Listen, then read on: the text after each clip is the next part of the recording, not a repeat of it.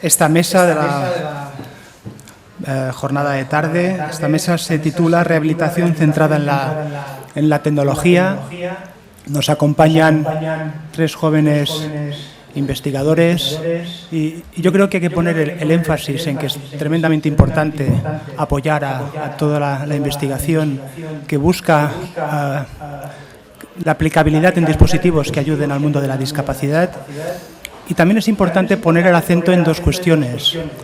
La primera es que estos dispositivos hay que buscar que realmente se puedan adaptar a las personas, que no sean simplemente robots, sino que la persona realmente pueda activarlos por su propia voluntad. Esto cada vez más es así, de hecho se habla ya de robots bioinspirados y yo creo que es donde hay que poner el acento. Y sobre todo, la segunda cosa que quería comentar es que es muy importante que los investigadores busquen que el objeto y el fruto de su investigación sea capaz de llegar al mercado.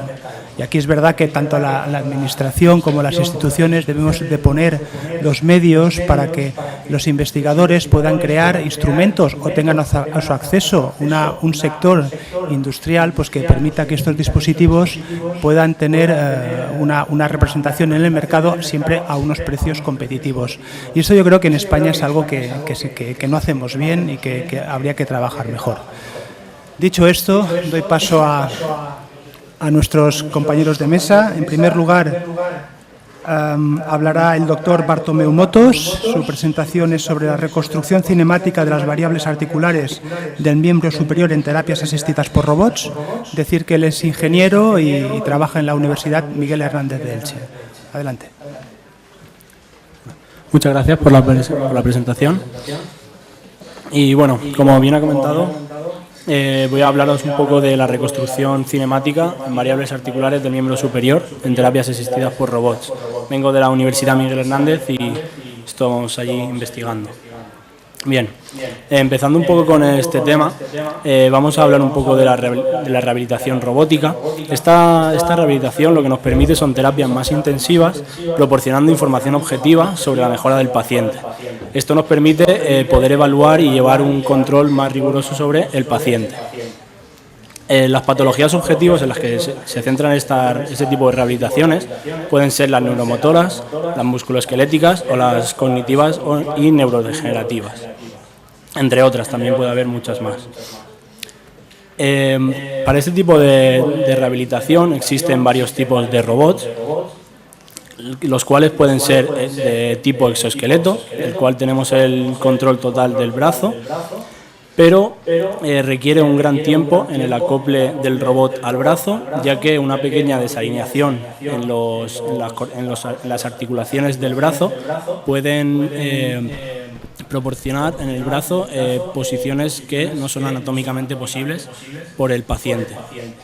Luego también existen otro tipo de robots, como pueden ser los de efector final, con 2 y un punto de agarre. En este caso, los de efector final con 2 puntos de agarre también requieren un gran tiempo en el acople del robot al brazo, aunque tenemos controlada todo el tiempo la posición del brazo. En nuestro laboratorio nosotros nos centramos en el tipo de robot de efector final con un punto de agarre.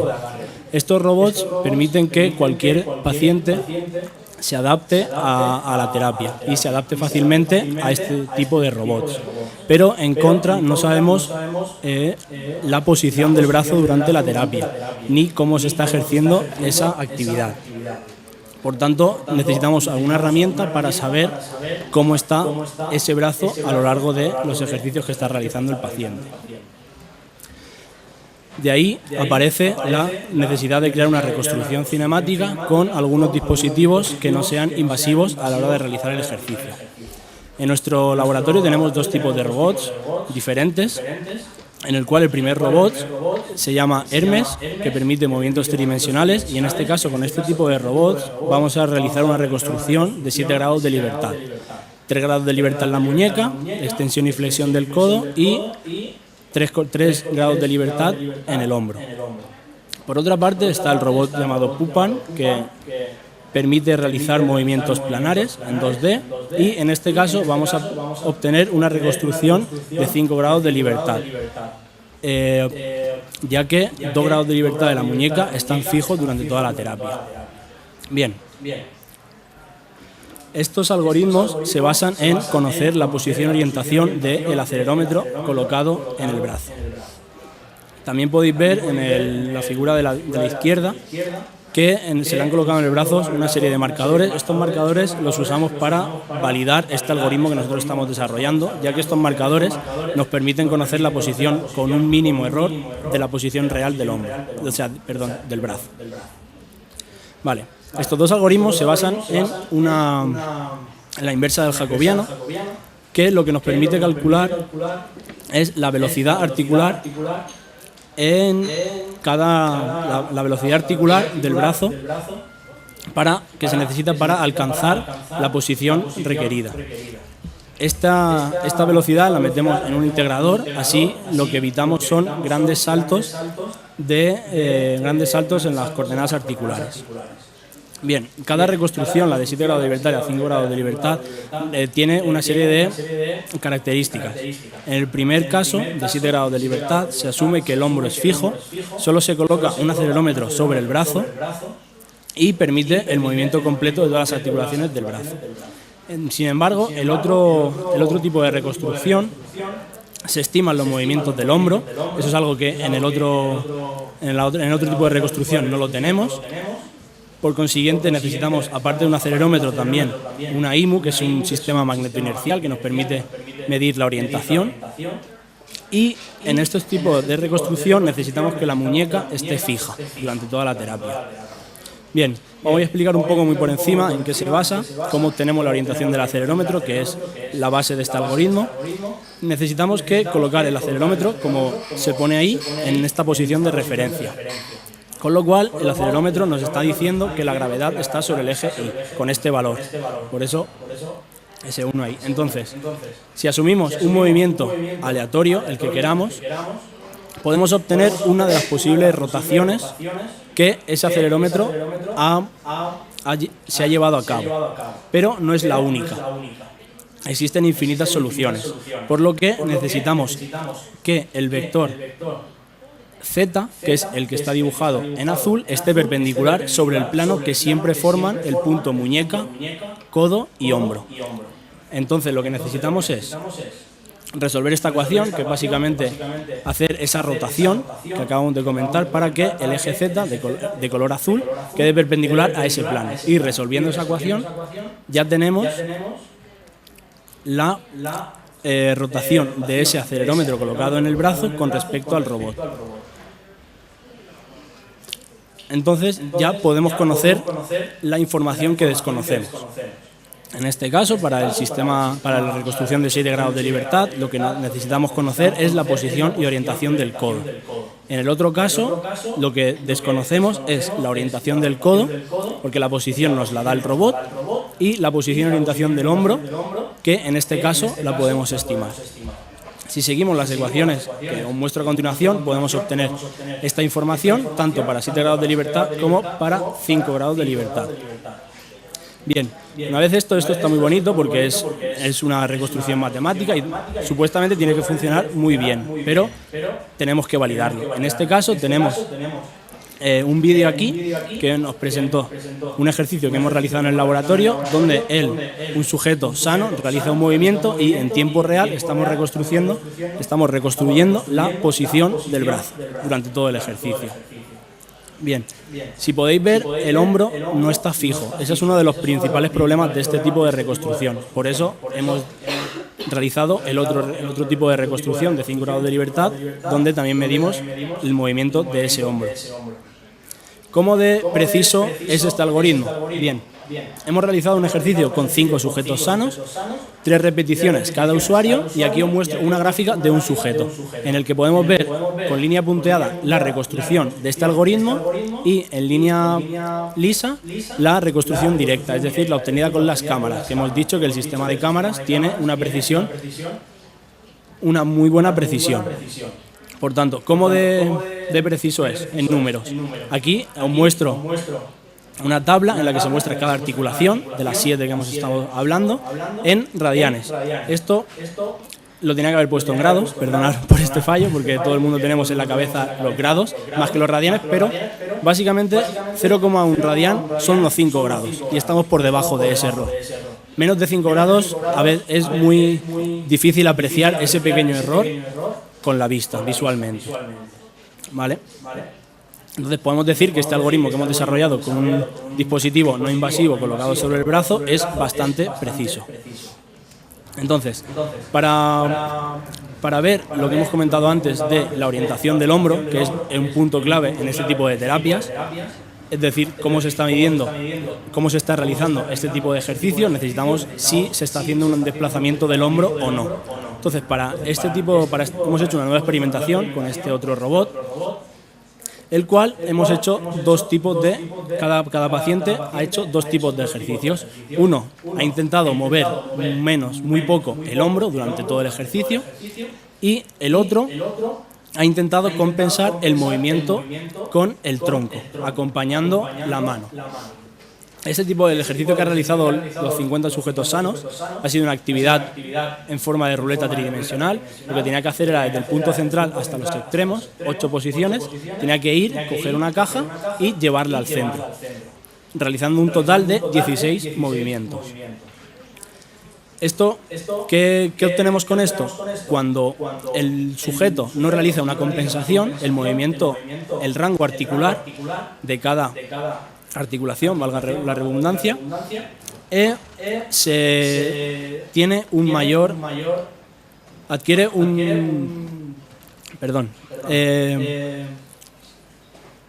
realizamos un mayor movimiento articular. Sin embargo, cuando realizamos un movimiento con compensación de hombro, el rango articular disminuye, debido a que se ha intentado que el paciente moviera muy poco el brazo y acompañara el movimiento con el tronco. Como podemos observar aquí, vemos que claramente esta hipótesis es cierta y vemos que sin compensación el rango articular es mayor que en el ejercicio con compensación. Entonces, para terminar, mediante estos sensores podemos obtener la configuración del brazo, tanto con 7 grados de libertad como con 5 grados de libertad. Esta reconstrucción nos informa de la calidad del ejercicio, es decir, si el paciente está realizando el movimiento o llega al objetivo de una manera solo moviendo el brazo o con una compensación del movimiento, debido al que el paciente tiene una discapacidad o un problema a nivel articular.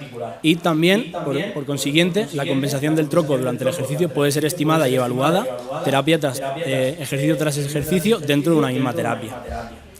En líneas futuras, lo que queremos hacer es introducir esta reconstrucción en un control biocooperativo. ¿Qué es un control biocooperativo? En este caso es un control que lo que trata es recoger la máxima información del paciente para introducirla dentro del controlador y poder adaptar mejor la terapia al paciente. También queremos usar este tipo de reconstrucción para realizar una evaluación del rango articular del paciente de una manera objetiva, ya que toda esta información es de manera objetiva, y también que nos gustaría realizar estos experimentos con pacientes reales y ver si realmente la diferencia entre sujetos sanos y pacientes reales a nivel de precisión es la estudiada hasta ahora o no. Muchas gracias y si tienen alguna pregunta.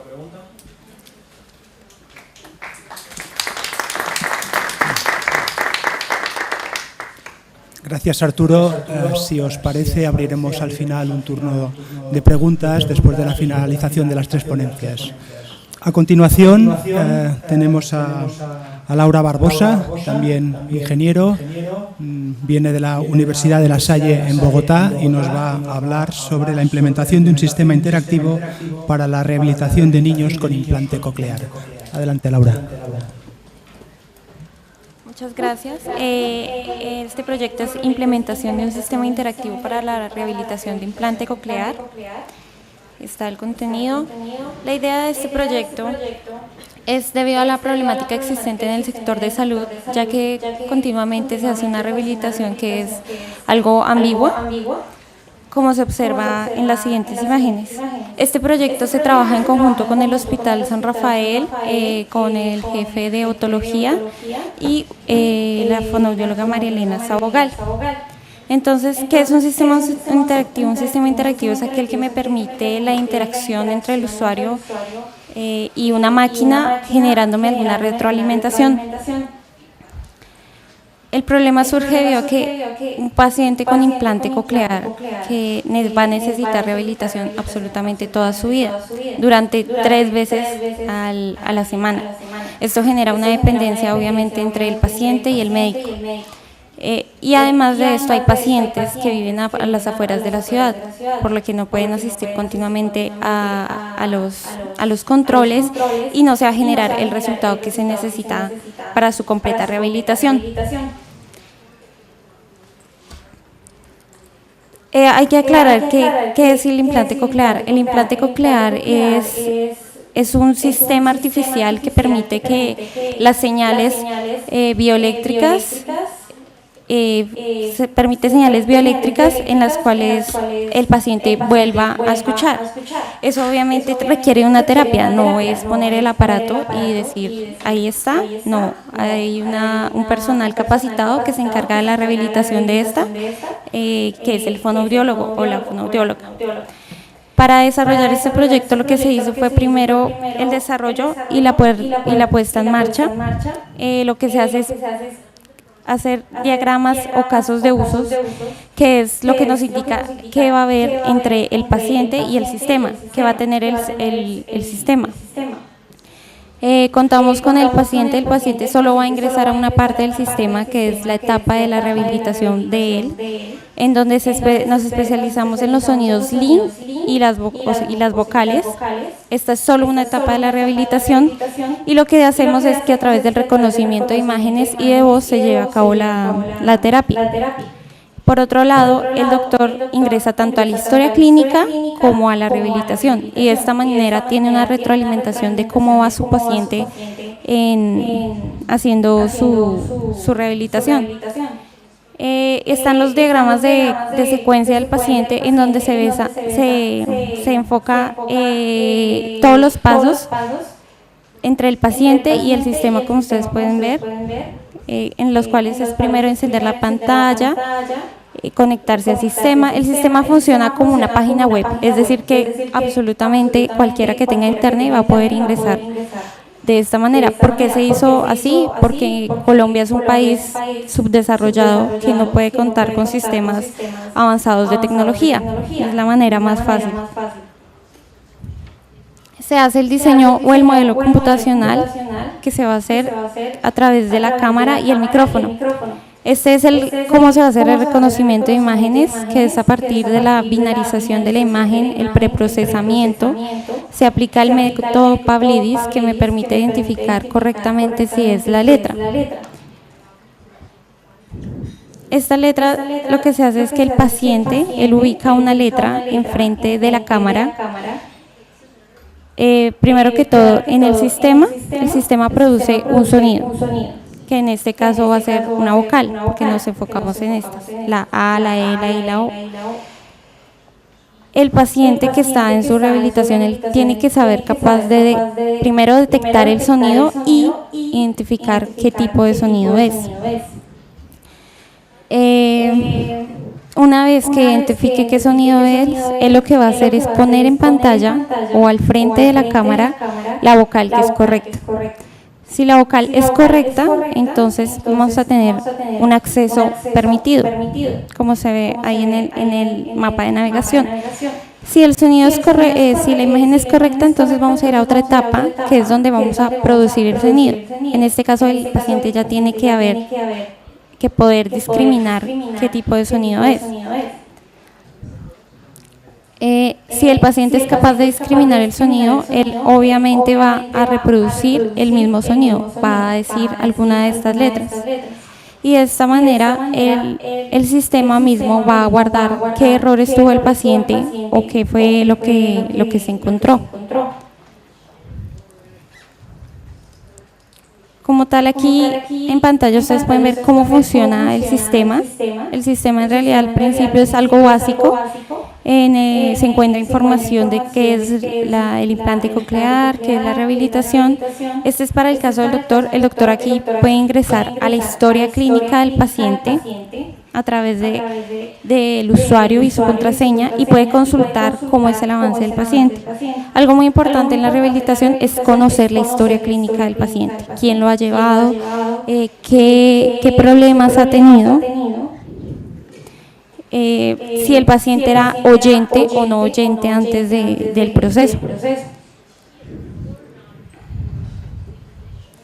Y por otro lado, aquí está la parte de reconocimiento de imágenes, que era de lo que les hablaba. Como se observa en pantalla, el paciente, en este caso el niño, va a colocar la letra al frente de la cámara y la cámara le va a indicar es correcto y le va a permitir avanzar. En este caso va a tener el micrófono. Se coloca el micrófono porque muchas veces en la rehabilitación se necesita que el paciente empiece a hablar, empiece a producir sonidos, y cuando es un paciente que es no oyente es algo difícil.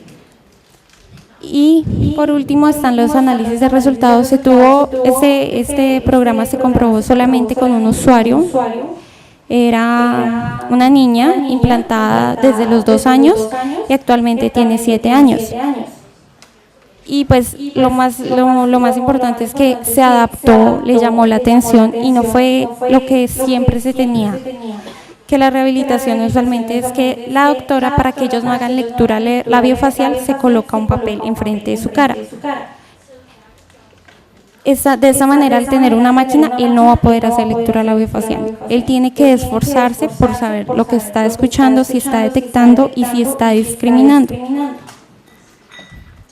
También observamos que habían algunas letras que se adaptaban mucho más a la parte de la identificación y el reconocimiento, ya que el reconocimiento depende de factores externos como lo son la luz o el tamaño de la letra.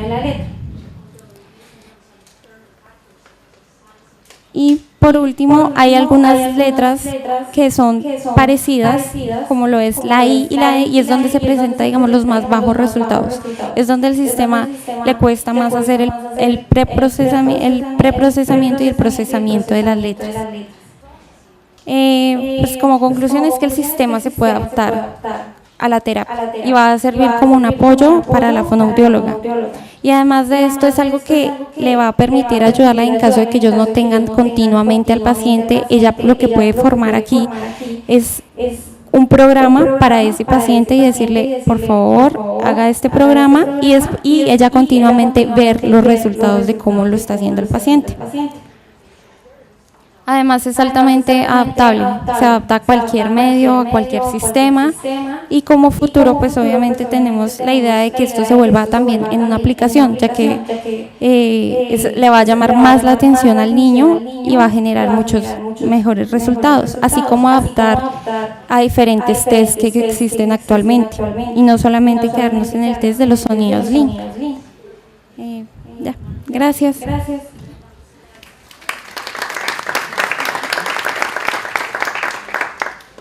Gracias, Laura, muy interesante. Por último, la última intervención será del doctor Jorge Antonio Díez, también es ingeniero y también es investigador de la Universidad Miguel Hernández de Elche. Su ponencia se titula Robótica de rehabilitación aplicada a extremidad superior. Adelante.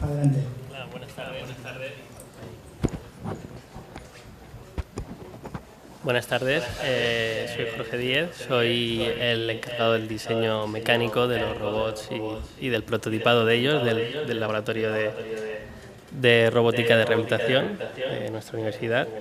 Y bueno, voy a tratar sobre la robótica de rehabilitación y en concreto el robot que estamos desarrollando nosotros en estos momentos.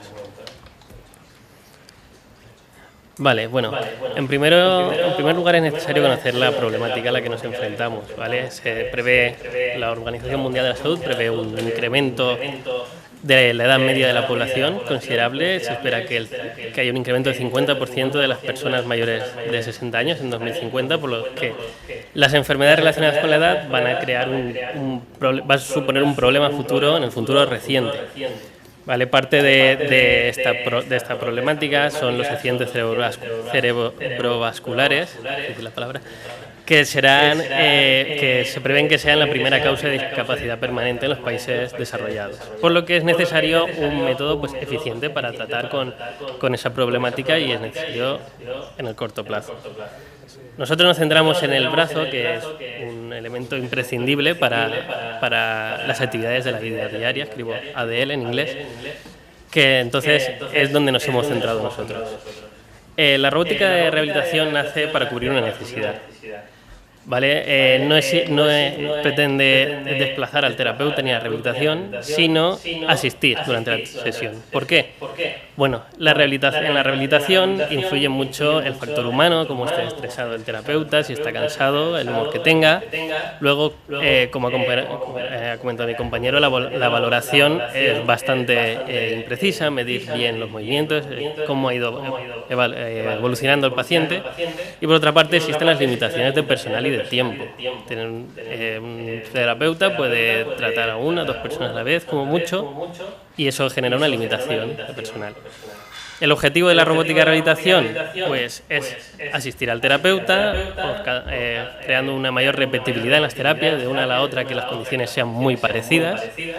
Permite una valoración numérica precisa o más o menos precisa, y bueno, también tiene un componente motivacional el hecho de utilizar un robot. Vale, ¿qué hay hoy en día? Bueno, hoy en día hay muchísimos robots experimentales, hay de tipo exoesqueleto, de tipo manipulador.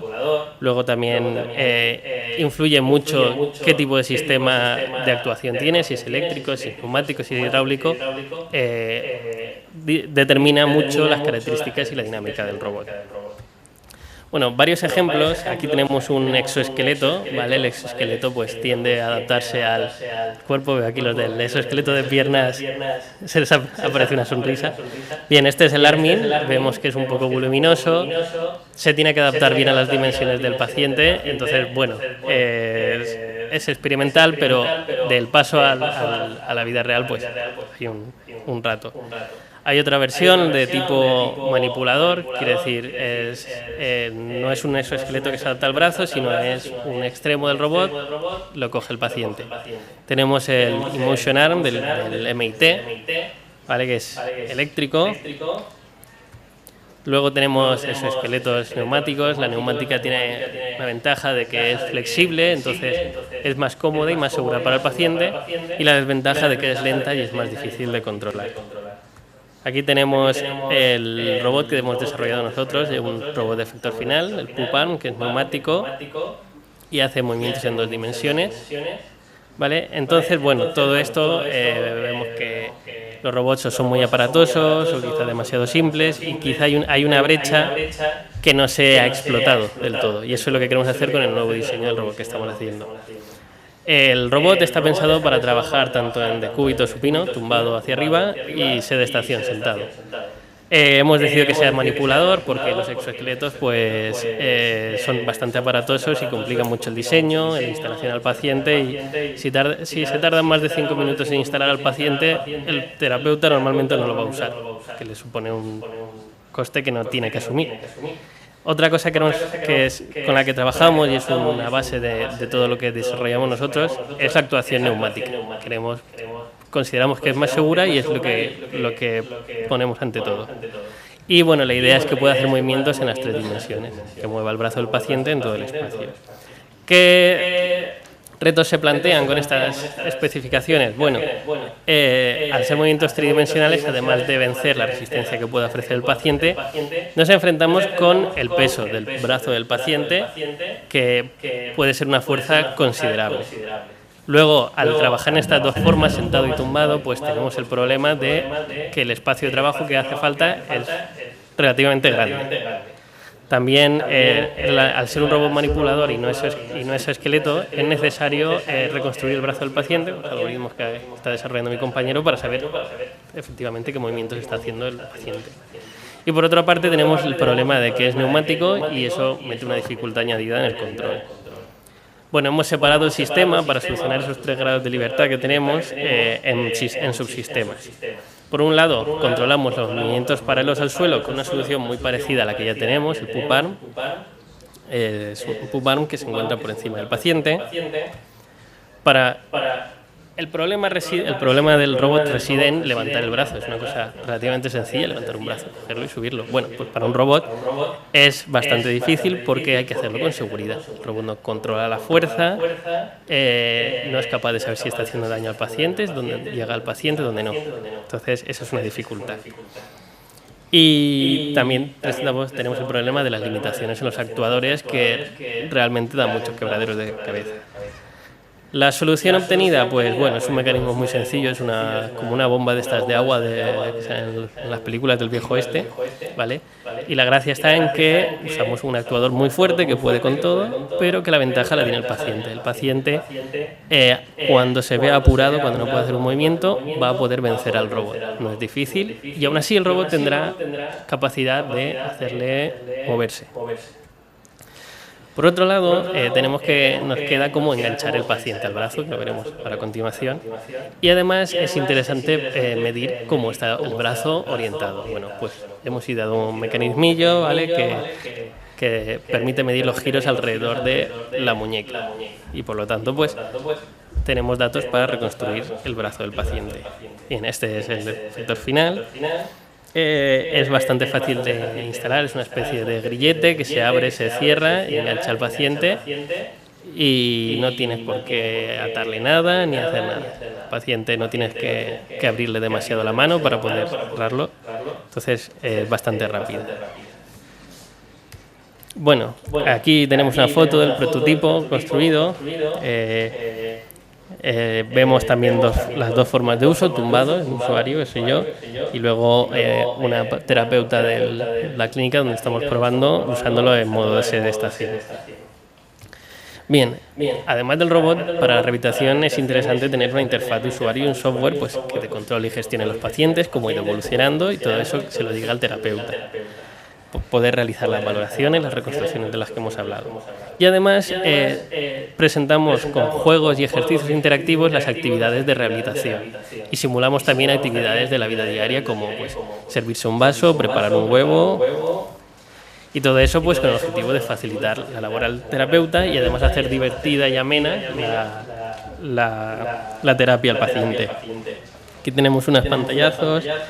A la izquierda arriba tenemos el sistema de gestión con todo muy visual y luego tenemos varias actividades. Abajo está la actividad en la que aparece tumbado y varios jueguecitos y actividades de la vida diaria.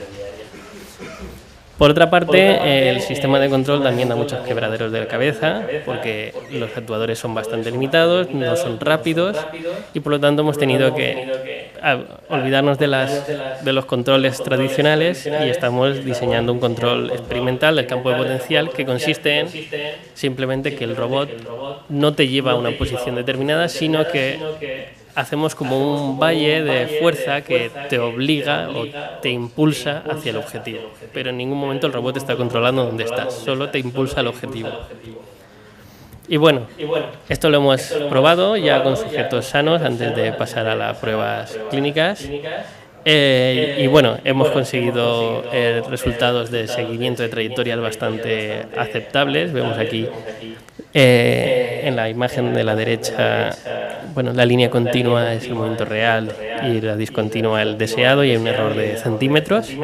Entonces, consideramos que el sistema de control pues, es aceptable para empezar pruebas clínicas.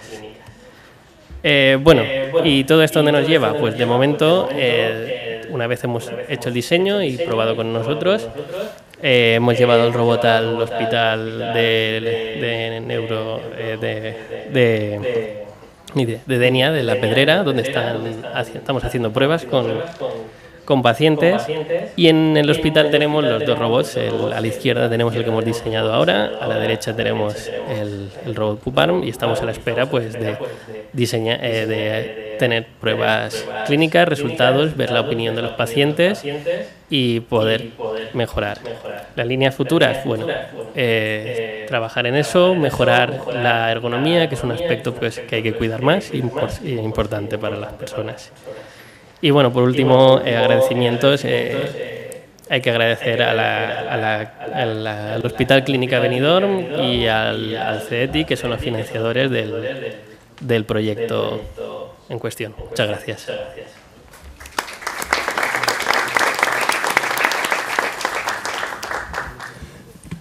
Muchas gracias, Jorge. Hemos recuperado el tiempo perdido, por tanto tenemos 10 minutos para preguntas. ¿Alguien se anima?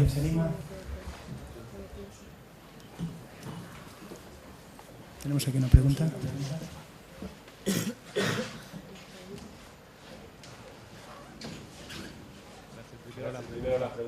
Oye, digo, voy a hacer primero la pregunta a Laura, pero creo que puede ser extensible también a los demás. Que es, comentabas, Laura, que habéis podido experimentarlo con una niña. Entonces, claro, el problema que hay aquí es cómo estos resultados que has tenido con una sola persona se pueden hacer extensibles a más. Y también, ¿qué dificultad es la que tenéis para poder hacer extensibles las pruebas con más personas? Y es un poco también un problema que creo que nos encontramos cuando trabajamos con ese tipo de cosas, ¿no? Entonces me gustaría saber vuestra opinión. Primero Laura, pero seguro que vosotros también queréis comentar algo. Bueno, en primer lugar se hizo con una paciente, la cual llevaba ya un largo periodo de rehabilitación. Se hizo especialmente con ella porque ha sido una de las mejores que ha tenido resultados. Algo que se tiene en la rehabilitación es que no es solamente la fonoaudióloga, sino de la familia. La idea es poder llegar a hacerlo con más pacientes, pero siempre contando con el apoyo familiar. En realidad no se puede hacer más pruebas porque ahí sí fue hasta donde nos apoyó la universidad. La idea sí es poder seguir con este proceso de hacerlo más y volverlo algo comercial, que le llegue a todos. Pero ¿qué dificultades son las que hay a la hora de tener estas personas que son las que hacen las pruebas? ¿Es muy difícil montar las pruebas? No, por ejemplo, pues en mi caso no es difícil, porque en realidad lo único que se necesita es un computador. Pero la dificultad más viene es con el paciente, a veces si el niño es muy interactivo, si es muy impaciente, si no se sabe comportar, pero pues, en mi proyecto es fácil, podría decirse. Bueno, yo hablo en nombre de Arturo y de mí porque, bueno, porque trabajamos juntos. Nosotros tenemos la dificultad de encontrar pacientes. Es decir, nosotros, pues, las pruebas del robot, evidentemente tenemos que testearlas con nosotros para ver, pues, si realmente supone un peligro para la integridad de las personas. Para nosotros es fácil esquivar un movimiento del robot brusco, pero para una persona impedida, pues no. Por otra parte, pues la dificultad es, pues, convencer a hospitales, encontrar pacientes que se presten, también que lo apruebe el comité de ética del hospital. Entonces, bueno, del paso en el que probamos con nosotros a que tenemos ya una considerable población estudiada, pues pasa mucho tiempo y bueno, existe esa dificultad. En el robot PUPARM estamos ya haciendo estudio con muchas personas, tendremos unos 50 sujetos ya del hospital de Denia, que está especializado en ese tipo de terapias. Entonces, bueno, ahí ya tenemos resultados que dicen que es favorable, además a nivel emocional es una gran baza, porque los pacientes realmente pues se lo pasan bien y ayuda mucho. Y bueno, de momento estamos teniendo buenos resultados con él y estamos pendientes de poder empezar las pruebas con el otro, que es más aparatoso y requiere más estudio previo antes. Muy bien. ¿Alguna pregunta más?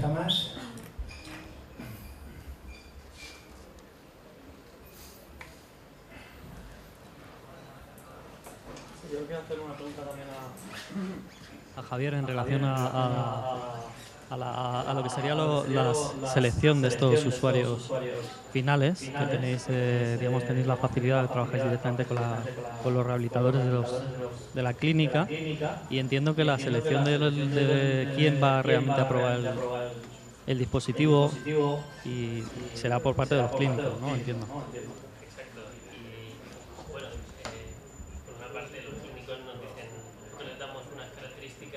Tipo que queremos estudiar, y los clínicos pues tienen que buscar una persona que sufra ese tipo de características o parecidas y además quiera hacer las pruebas. Por una parte, considero que no haya muchos sujetos, una parte es positivo, pero sí, esa es la principal dificultad. Y bueno, sobre todo el médico o el terapeuta tiene una parte fundamental. Y bueno, en nuestro caso